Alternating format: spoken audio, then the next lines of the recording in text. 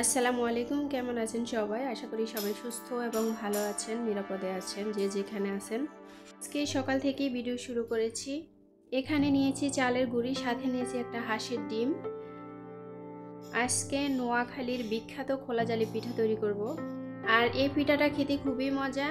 এই পিঠাটা বানাতেও যেরকম সহজ, তেমনি খেতেও খুবই মজা। সকালে ভেবেছিলাম যে রুটি তৈরি করব, এখন দেখি যে রুটিতে একটু ঝামেলা হবে। আর এই পিঠাটাই সবচেয়ে সহজ হবে এবং এই পিঠাটা খুবই নরম হয়, খেতেও খুবই সুস্বাদু। আর আমার বাচ্চারাও খুবই পছন্দ করে, যেহেতু খুবই নরম পিঠা।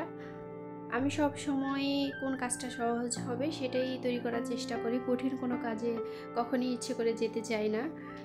আর এই পিঠাগুলো বানাতেও অত বেশি সময় লাগে না, যারা বানান তারা জানেন। আর আমরা যেহেতু মানুষ কম, আজকে আমি খুবই কম পিঠা তৈরি করব, কারণ আমার হাজব্যান্ড আজকে বাড়িতে নেই। আমরা মা মেয়ে শুধু এতটুকুই। যাই হোক, আমি কখনো কম জিনিস তৈরি করতে পারি না। যখনই যেটা তৈরি করি মানে বেশি হয়ে যায়, মাপ মতো কখনই নিতে পারি না। আর এই পিঠাটা অনেকে অনেকভাবে তৈরি করে, আমি আজকে ফ্রাই প্যান দিয়ে তৈরি করতেছি। আর মাটির যে হাঁড়ি, ওই হাঁড়ি দিয়ে তৈরি করলে আরও বেশি ভালো হয়, মচমচে হয় আর কি। যেহেতু আমার বাচ্চা খাবে, আর বাচ্চারা সব সময় নরম খাবার খেতে পছন্দ করে, তো ফ্রাই প্যান দিয়ে তৈরি করলে এটা বেশিরভাগ নরম হয়। আর সাথে যদি একটু আটা দেওয়া যায় তাহলে আরও বেশি নরম হয়। আজকে আমি চালের গুঁড়ি দিয়েই তৈরি করেছি। চালের গুঁড়িটাকে আমি কিছুক্ষণ ভিজিয়ে রেখেছিলাম আর কি। আর এখানে গাছ পাকা পেঁপে, এটা পাখিয়ে খেয়ে ফেলেছে, অথচ খুবই নিচে ছিল। আমি এখান দিয়ে পিঠা তৈরি করি আর এখান দিয়ে পাখিয়ে সুযোগ পেয়ে খেয়ে নিয়েছে। যাই হোক, আসলে উপরের অংশটা যেহেতু সবুজ, বোঝা যায় না যে ভিতরে পাকছে কিনা, কিন্তু পাখি ঠিকই তার ঘ্রাণ নিতে পারে, পাখি ঠিকই বুঝতে পারে যে এটা পেকেছে। তো এটা পাখির রিজিকে ছিল, এটা আমার ভাগ্যে ছিল না। তারপরও আল্লাহর কাছে শুকরিয়া আদায় করি, নিজের গাছে থাকাতে কম বেশি সব সময়ই সব কিছুই খেতে পারি। তবে যেটা আছে সেটাই খাই আর কি। আলহামদুলিল্লাহ, আল্লাহর কাছে অনেক শুকরিয়া আদায় করি। আর অনেক দিন হয়েছে আমি গ্যাসের চুলা পরিষ্কার করি না। আমরা যেহেতু গ্যাসে পাকাই না, মাঝে মাঝে পাকানো পড়ে, যেমন সকালবেলা ছোটোখাটো একটু জিনিস হলে ওই জিনিসটা আমরা গ্যাসে পাকানোর চেষ্টা করি। আর সব সময় মাটির চুলায় রান্না করি। গ্রামের বাড়িতে সবাই জানেন যে মাটির চুলা ছাড়া হয় না।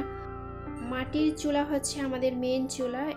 গ্যাসের চুলা দিয়ে আমরা ফাঁকে ফাঁকে শুধু টুকিটাকি কাজ করে থাকি, তাও যখন সম্ভব না ঠিক তখন আর কি। ইচ্ছে করে কখনো গ্যাস খরচ করতে চাই না। তো যাই হোক, আসলে এটা পরিষ্কার করার জন্য আমি লেবুর রস নিয়েছি। আমার কাছে মনে হয় যে লেবুর রস দিয়ে পরিষ্কার করলে খুব দ্রুতই পরিষ্কার হয়ে যায়।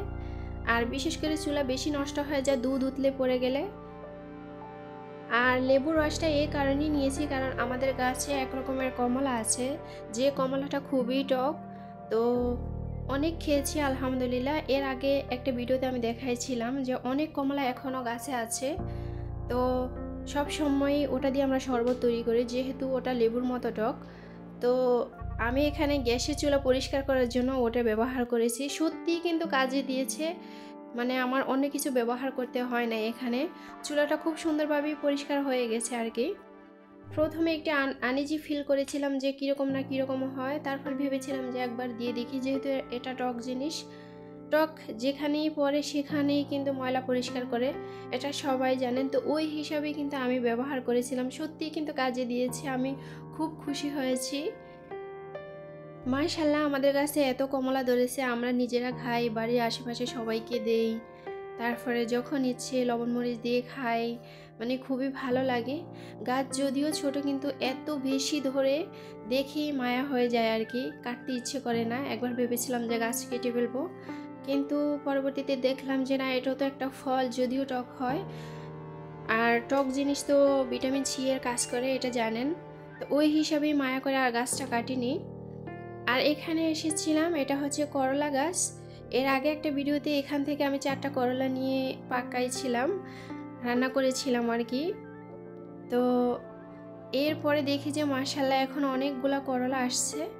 তো আমার কাছে খুবই ভালো লাগছে, নিজের গাছের ফল, নিজের গাছের সবজি, শীতকালীন সবজি, এটা কিন্তু সবার কাছেই ভালো লাগে। যেহেতু করলার সাইজ একটু বড় বড়, আজকে আমি করলা ছিঁড়বো না, করলাগুলো রেখে দিব আর একটু বড় হওয়ার জন্য আর কি।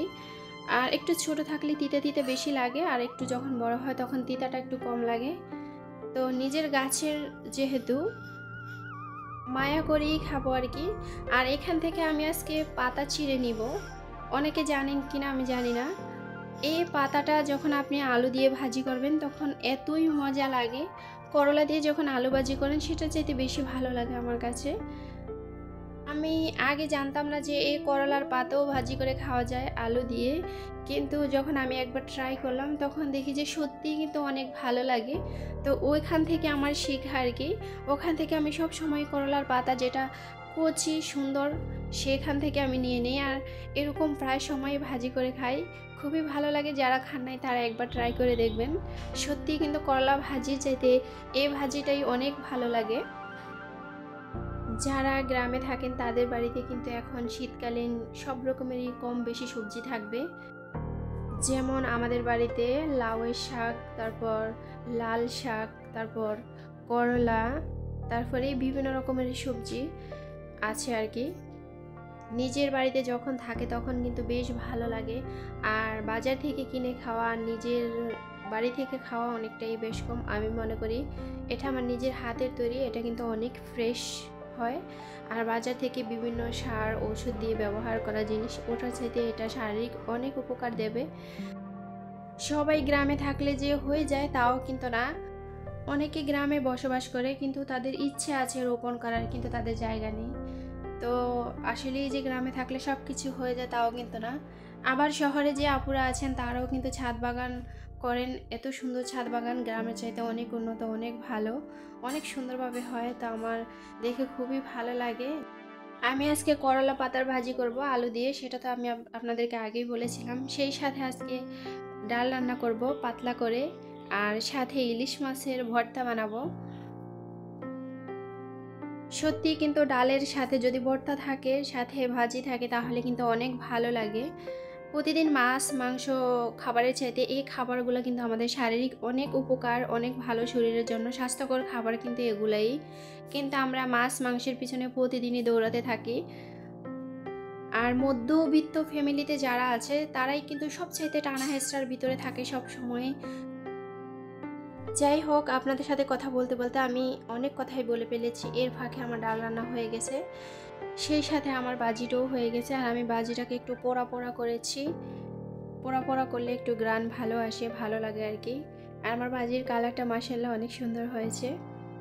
আমার ভিডিওটি যারা দেখবেন, যারা কখনো এই পাতা ভাজি করে খান নাই, তারা অন্তত পক্ষে একবার হলেও ট্রাই করে দেখবেন, সত্যি কিন্তু ভালো লাগবে।